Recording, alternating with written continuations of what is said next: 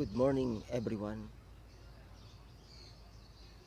Welcome back again to my channel. For today's video, mag-a-adjust po tayo ng ating clutch cable or clutch lever. Sa bago pa lang po sa channel ko, huwag niyo po sanang kalimutan mag-subscribe para lagi po kayong updated bawat upload ko. Click niyo lang po ang all bell para ma-notify po kayo tuwing may bago akong video na i-upload tungkol sa DIY or tutorial or tips sa mga motor.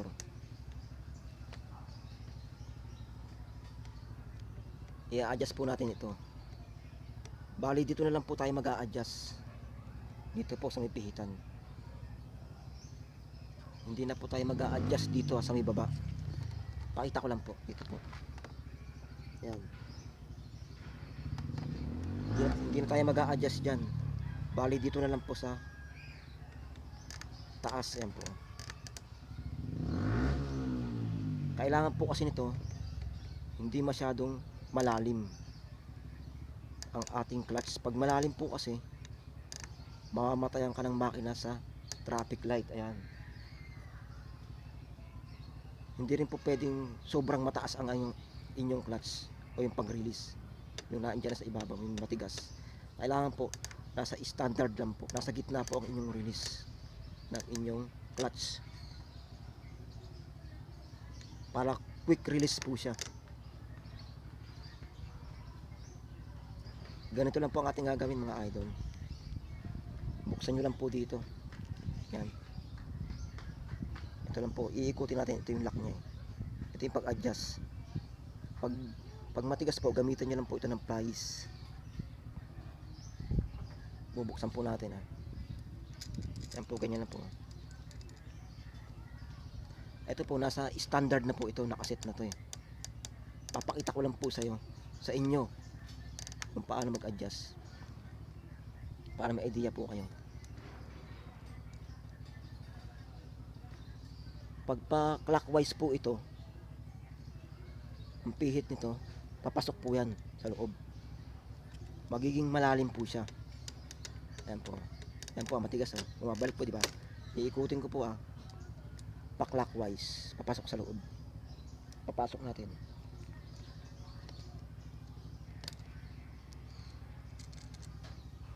Palak po siya, palak.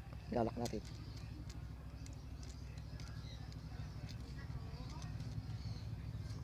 Ayan po. Tingnan niyo po mga idol. Pipigain ko to Sagad na po yan. Ayan po. Hindi na siya babalik. Ayan po. Wala na siyang pinaka-spring niya. Parang wala nang spring. Ganun po pagka pihit ng clockwise. Malalim po yan pag gaganyan. Ang tawag niyan. Ika-counter clockwise naman po natin. Sasagad natin sa taas. Tingnan niyo po aangat po yan. Ayan Nipuwang siya ng kaunti. Tapos pipihitin natin. Buksan nyo lang ulit dito. Tingnan niyo po yan. Aangat po yan. Ika-counter natin. Ayan po, umangat na. Counter clockwise. Ayan po, umangat na po siya.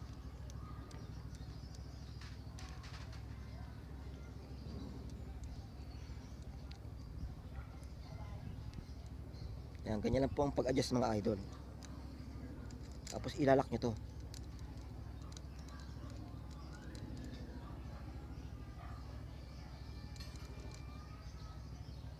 Ayan.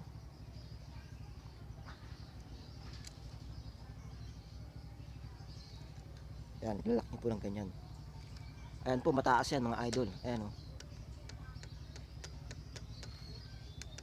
nasa taas na yung release nya. Dapat po nasa gitna lang. Dito lang. Ayan po.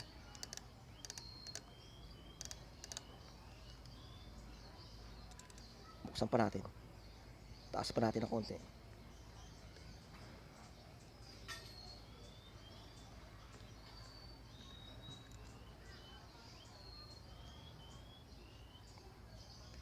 Ayan, mataas po yan mga idol.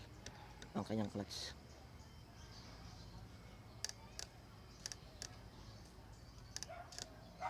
Dapat po nandito lang yung release niya sa gitna.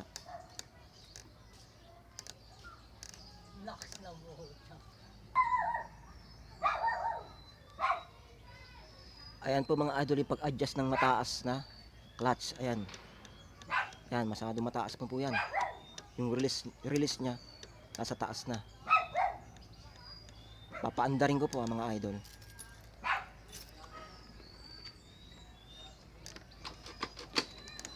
Paandarin ko po siya para makita natin yung release niya kung saan banda.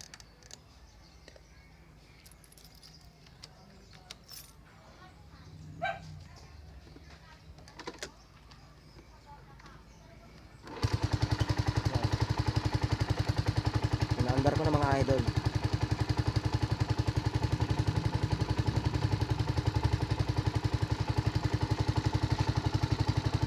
Testingin natin kung gaano kataas yung kanyang release.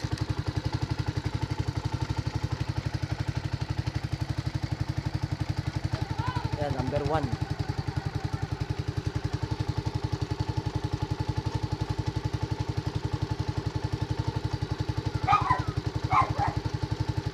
Ayan po, nakita niyo po. Ayan, nasa gitna na siya. Gitna na siya. Lampas na ng gitna. Ayan, na-under na yan. Ayan po. Ayan o. Mataas yung kanyang release. Ayan po. I-adjust naman natin sa gitna lang.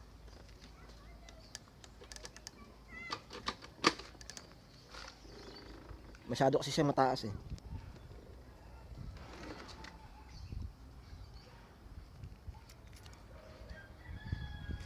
Bubuksan natin ulit pa-counter clockwise.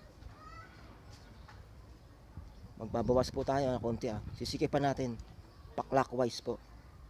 Counter kasi kanina eh, pa-counter clockwise yun eh. Konting-kunti lang po sisikipan natin. Ng konti pa-clockwise. Ayan. Ganyan lang po mga idol. Yan.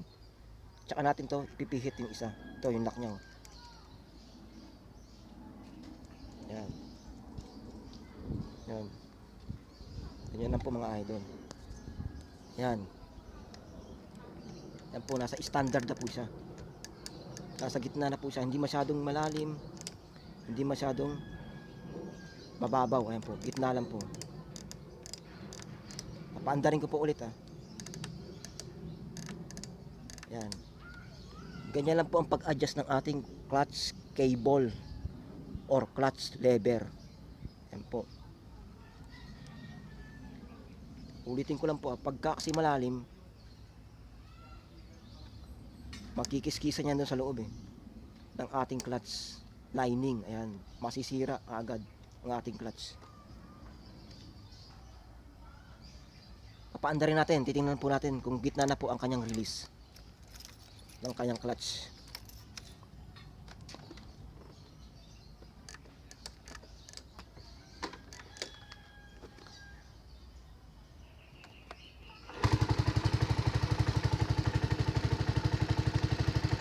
Mag-change gear tayo sa number 1.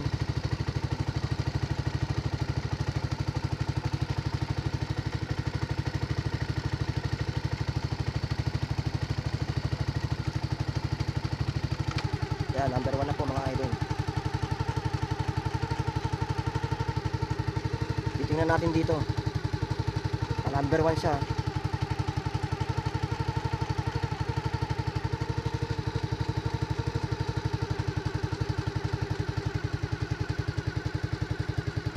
Yan, ma-under na siya. Yun, oh, gitna. Okay na mga idol. Ganun lang po. Kailangan nasa gitna yung release niya.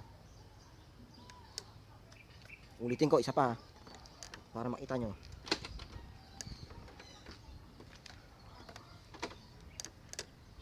Wala pong cut yan mga idol. Dire-diretso po yung video na yan.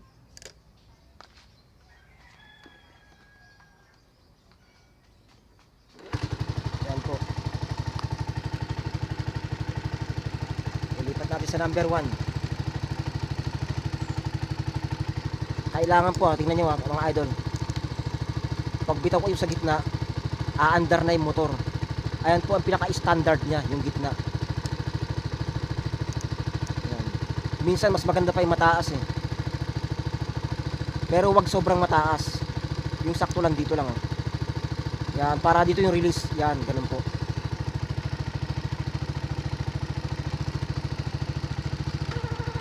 Yan, number 1.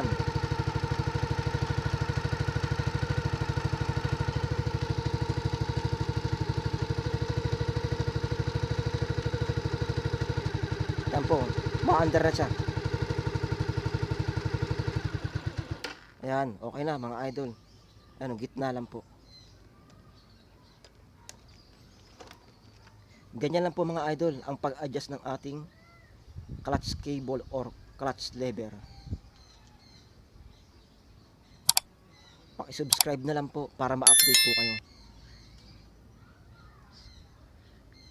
Click lang po ang all bell para lagi kayong ma-update tuwing may bago akong video. Maraming salamat po.